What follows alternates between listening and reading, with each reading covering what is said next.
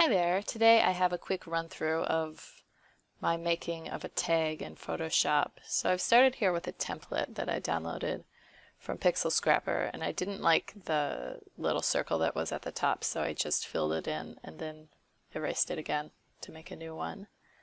And now I'm bringing in a paper that I was using with this kit, and it's already in the color that I want it to be.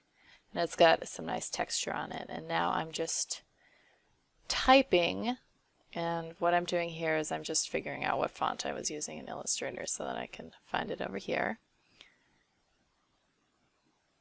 So I've got my T, and I'm just looking, I think, for a more basic font here. And now I'm just adjusting these underlying layers, which is just going to make it look like that T is part of the layer underneath rather than just sitting on top like it has nothing to do with the texture underneath. So now I'm here looking for another font, and I will apply probably the same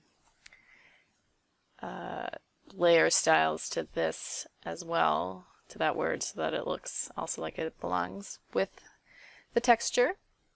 And now I'm just browsing around on Pixel Scrapper. I want to put a flower in the background, and I'm feeling kind of lazy, like I don't want to make a flower, so I'm just looking for one.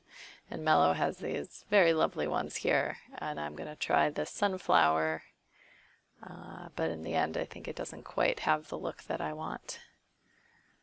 I'm going to try here adjusting the color of it so that it matches the colors in the kit that I'm working with, but I can't quite get it in the hue that I want, so I'm gonna look for a different flower, and this one is already in the colors that will work for me, so I'm just gonna stick it here, and that will be it. Thanks for watching.